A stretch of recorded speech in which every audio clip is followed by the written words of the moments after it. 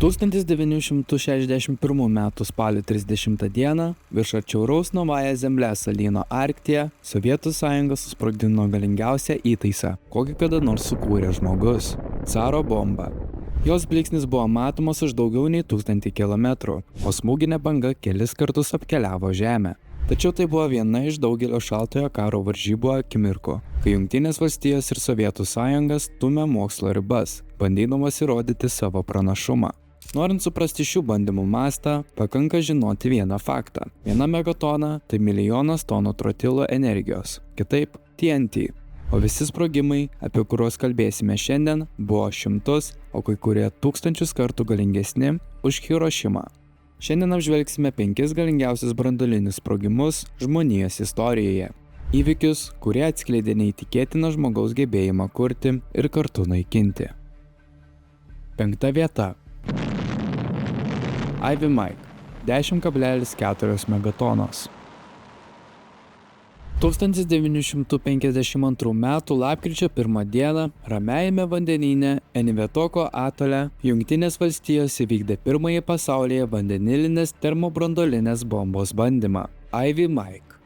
Tai buvo ne kovinė bomba, o milžiniškas eksperimentinis įrenginys. Apie 82 tonas sveriantis, 3 aukštų pastato dydžio kompleksas, kuriame sintezės kuras, skystas deuteris, buvo laikomas kriogeninėje temperatūroje. Taip Ivy Mike pademonstravo Teller-Ulam principą – 2 pakopų schemą, kurioje skilimo pirminė sužadina sintezės antrinę. Sprogimo galia siekia 10,4 megatonos, maždaug 700 kartų galingiau už Hirošimą.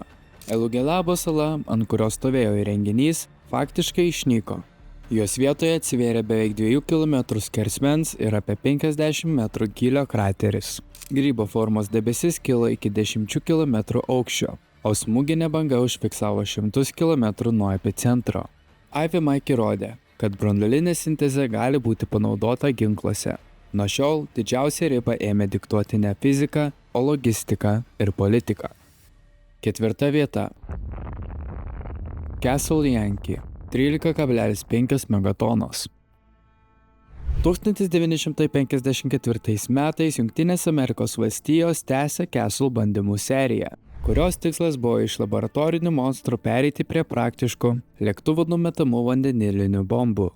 Castle Yankee naudojo sauso kuro dizainą su ličio deuteridu, todėl nereikėjo kriogenikos. Prognozuota 6–10 megatonų galia virto 13,5 megatonomis ir tai tapo antru galingiausiu Jungtinės Amerikos valstijų sprogimu. Svarbi detalė – didelė sprogimo dalis kilo ne tik iš sintezės, bet ir iš išorinio urano apvalkalo skilimo. Tokia schema suteikė didžiulę galią, tačiau kartu pavertė sprogimą nešvariu. Į atmosferą buvo išmesta daug radioaktyvių dalelių. Castle Yankee patvirtino, kad sauso kuro H bombos gali būti kovinės, tačiau žala aplinkai ir radioaktyvi nuosėdų rizika tapo vis akivaizdesnė. 3 vieta. Castle Bravo – 15 megatonų. 1954 metai, kovo 1 diena, Castle Bravo – pirmasis Jungtinių Amerikos valstijų sauso kuro vandenilinis įtaisas. Bikinio atole viršijo lūkesčius daugiau nei dvigubai. Mokslininkai tikėjosi apie 6 megatonas, tačiau reali galia pasiekė 15 megatonų, nes klaidingai manyta, kad ličio 7 izotopas bus inertiškas. Praktikoje jis taip pat dalyvavo reakcijose, padidindamas neutronų srautą ir užkeldamas galios kreivę. Ugnies kamuolys išsiplėtė iki kelių kilometrų, grybo debesis pakilo maždaug iki 40 km, o radioaktyvūs pelenai nuslinko ant gyvenamųjų salų. Rongelapo ir kitų atolų gyventojai patyrė ūmaus apšvitos simptomus. Nukentėjo ir japonų žvejybinis laivas Daigu Fukuriju Maru. Įvykis sukėlė tarptautinį skandalą ir tapo vienu iš lūžio taškų visuomenėje, verčiančių kvestionuoti atmosferinių bandymų praktiką. 2 vieta. Sovietų Sąjungos testai iki 24 megatonų. 1962 metai – vieni įtempčiausių šaltojo karo metų. SSRS Novaja Zemlė salyne atliko seriją labai galingų bandymų, kurių dalis iki šiol dokumentuota fragmentiškai. Testas numeriu 147 siekia apie 21 megatoną, numeris 173 ir numeris 174 apie 19 megatonų, o tų pačių metų testas numeris 219 pasiekė net 24 megatonas. Tai antras pagal dydį sprogimas istorijoje po caro bombos. Skirtingai nei Jungtinės Amerikos valstijos, sovietai testus dažniausiai numeruodavo, o ne krikštydavo pavadinimais, todėl viešos informacijos mažiau. Sprogimai atlikti dideliuose aukščiuose virš Arkties, dalis numetant iš bombonešių, dalis raketiniais būdais. Nors archyvinių kadrų nedaug. Konsensusas aiškus. SSRS technologiškai įrodė, kad gali nuosekliai kartoti daugiamegatoninės detonacijas, pademonstruodama tiek pramoninį pajėgumą, tiek politinę valią. Pirma vieta. Caro bomba. Apie 50 megatonų. Caro bomba. Oficialiai AN602. Liko ne tik galingiausių sprogimų, bet ir simbolių, kaip toli gali nueiti technologija, kai ją stumia politinis tikslas. 1961 m. vasarą Nikitas Chruščiovas pareikalavo parodyti galią. Arzamo 16, mokslininkų komanda, Andrejus Sacharovas, Julijus Haritonas ir kiti vos per kelias savaitės sukūrė 3 pakopų vandenilinės bombos projektą, teoriškai galintį siekti 100 megatonų. Kad sumažintų radioaktyvią taršą ir suteiktų bombonešiui šansą ištrūkti, 3 pakopos uraninis apvalkalas pakeistas švininiu, galia sumažinta iki 50 megatonų. Bomba svėrė apie 27 tonas, buvo 8 metrų ilgio ir dėl dydžio kabinta išorėje, padengta atspindinčia danga. 1961 m. spalio 30-ąją specialiai modifikuotas TU-95V pakilo drauge su TU-16 filmavimo ir matavimo misijai. Caras buvo išmestas iš 10,5 km aukščio su milžinišku parašiutu, kad lėtintų kritimą ir leistų įgulai nutolti. Detonacija vyko apie 4 km aukštyje, virš Sukhojnos kyšulio Novaja Zemlėje.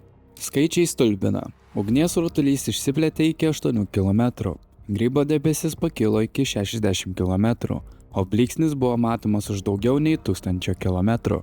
Smūginė banga 3 kartus apkeliavo Žemę, o net Norvegijoje ir Suomijoje drebėjo langai. Šiluminis impulsas galėjo sukelti nudegimus net labai toli. Mediniai pastatai buvo nušluoti, betoninės konstrukcijos pažeistos. Bandymas buvo grinai demonstracinis. Tokia bomba doktrinoje neturėjo vietos. Jos tikslas – psichologinis ir politinis. Caro bomba tapo lūžio tašku. Po jo Sacharovas ir kiti mokslininkai ėmė siekti riboti branduolinius bandymus. Tai galiausiai atvedė prie 1963 metų sutarties, uždraudusios sprogdinimus atmosferoje, kosmose ir po vandeniu. Caro bomba liko istorijoje kaip didžiausias žmonijos sukeltas sprogimas, technologinės drąsos, politinės rizikos ir etinės ribos manifestas. Nuo Ivy Mike išgarinusio salą Ramiajame vandenyne iki caro bombos, kurios smūginė banga 3 kartus apkeliavo Žemę. Šie sprogimai yra kraupus priminimas apie tai, kaip arti žmonija buvo priartėjusi prie nebegrįžtamos ribos. Laimiai, po 1961 ir 1962 metų kulminacijos politinis sprendimas nusvėrė technologinę ambiciją. 1963 metų sutartis uždarė milžiniškų atmosferinių bandymų erą, tačiau jų šešėlis išliko. Tūkstančiai galvučių vis dar saugomos, o pasakojimai apie 5 galingiausius sprogimus primena, kiek plona yra riba tarp mokslo pažangos ir totalinio susinaikinimo. Kuri istorija jūs sukrėtė labiausiai? Pasidalinkite komentaruose. Jei norite daugiau gilių, faktais paremtų technologijų ir mokslo pasakojimų, paspauskite patinka ir prenumeruokite technaujienos.lt. O jei norite pamatyti, kaip mokslinė fantastika tapo realybė ir sužinoti, kurios ateities technologijos jau egzistuoja šiandien, peržiūrėkite mūsų video 10 filmuose išgalvotų technologijų, kurios tapo realybė. Ačiū ir iki.